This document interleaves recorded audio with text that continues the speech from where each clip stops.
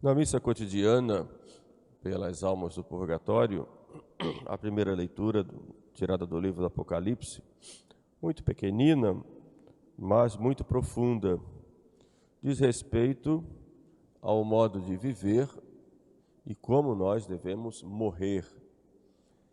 Falar da morte, para muitos cristãos, é algo assim que se deve rejeitar, né? Ou algo que incomoda. Mas, na verdade, o cristão ama a vida eterna, ama a vida e ama a vida eterna. E sabe que um dia vai comparecer diante de Deus. E nós temos que levar a morte com naturalidade. Nós não podemos temer a morte. A morte para o cristão não é o fim. Entrou na história humana como um castigo por causa do pecado. Logo depois do pecado de Adão, Deus disse: lembra-te, ó homem, de que tu és pó, em pó te hás de tornar. E diante da morte nós ficamos chocados, porque nós não fomos criados para a morte, fomos criados para a vida eterna. A morte nos chama a atenção exatamente da nossa miséria, da nossa pequenez, e da nossa consciência de finitude, de que somos finitos, de que não estamos aqui para sempre. São Paulo diz que é o salário do pecado, né? Mas, se nós olharmos Jesus, e que foi a sua morte na cruz, que nos trouxe a salvação, e que nos abriu a porta do céu, nós olhamos a morte com um olhar diferente do mundo. Porque nós cremos que nós temos uma alma imortal. E essa alma tem inteligência para conhecer as coisas, conhecer a verdade. Tem uma vontade livre que escolhe, busca e ama o bem, e aí encontra a sua felicidade. E se nós temos consciência de que nossa alma é imortal e de que imortal é apenas o corpo, e quando a alma se separa do corpo, aí sim há a morte, porém a alma continua, porque ela não morre, nós vamos olhar a morte com outro ângulo. E vamos ver a morte não como um fim, mas como uma porta que se abre para a vida eterna. E é nesse sentido que Santa Teresa dizia: eu morro porque não morro. Ou Santa Teresinha, perto da morte, já dizia: eu não morro, eu entro na vida. A morte é como a porta que se abre e se entra na vida eterna. Deixa quem está aqui na terra triste, chocado, mas chama a atenção dos que ficam aqui para as suas vidas, para que é preciso não só viver bem, mas morrer bem. Deus colocou alguns sinais da natureza que nos chamam a atenção ao esplendor que pode ter a morte. Se a gente olha o pôr do sol, quem teve a oportunidade de ver o pôr do sol no interior, né? Aquela beleza, né? O sol se pondo atrás de uma montanha, espargindo luzes com toda a força, né? E depois ele se põe. Assim deve ser a morte do cristão. E é nesse sentido que o livro do Apocalipse hoje nos chama a atenção. Felizes os mortos que morrem no Senhor. Como o sol que morre espargindo luz, assim também o cristão deve morrer espalhando a luz das suas boas obras.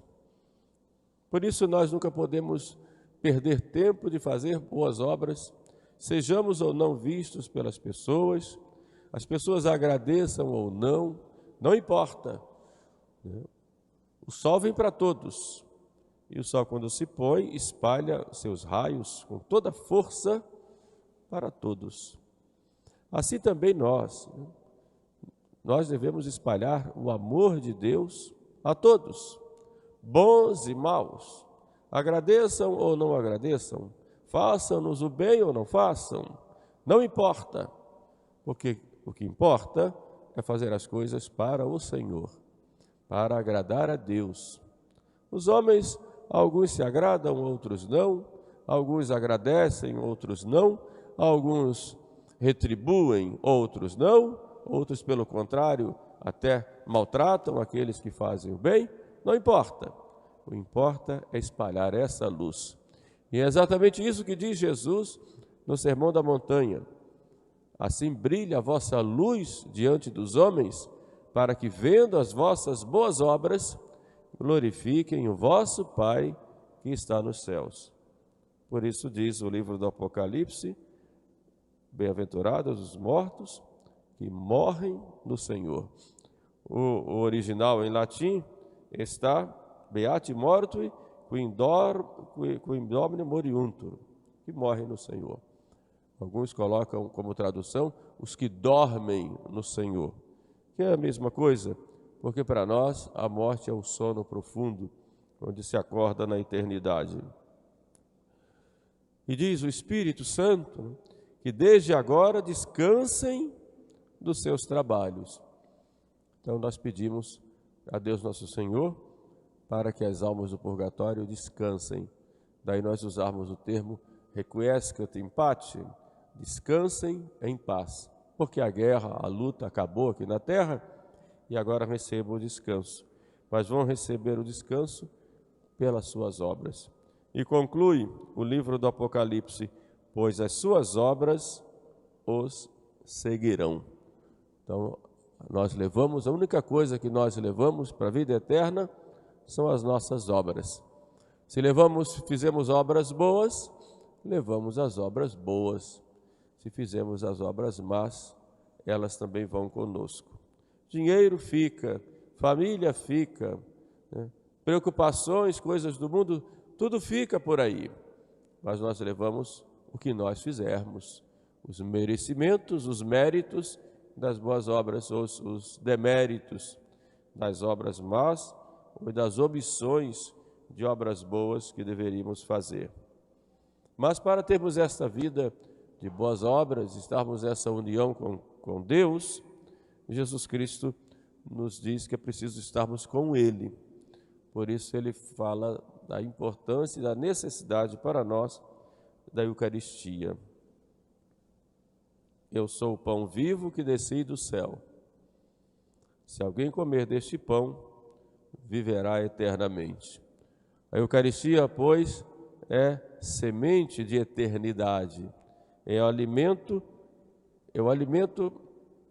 que nós recebemos aqui na terra e que continua conosco na eternidade, porque na verdade é o próprio Cristo. Eu sou o pão vivo que desci do céu. O pão que eu darei a minha carne para a vida do mundo.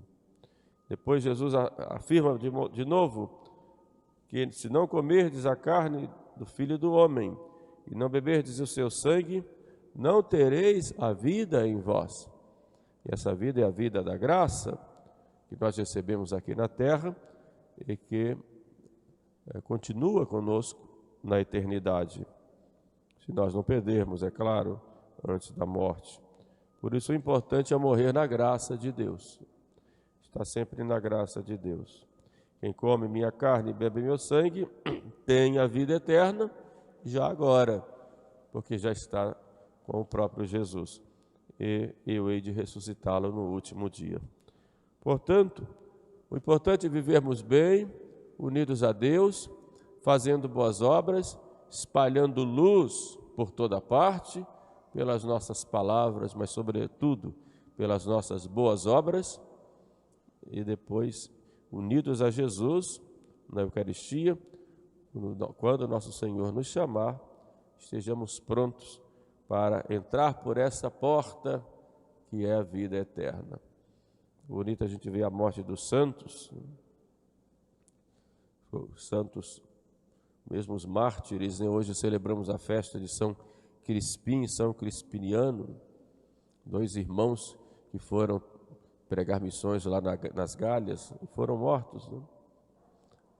Depois um casal, né, também foi morto, né, por causa da fé. Tinha um verdadeiro valor, né, da vida, que é a vida em Cristo. Peçamos, pois, aos santos mártires que nos abram o coração, intercedendo por nós, para que possamos compreender bem o valor da vida, e só assim compreenderemos a graça que é morrer na união com Deus. Louvado seja nosso Senhor Jesus Cristo.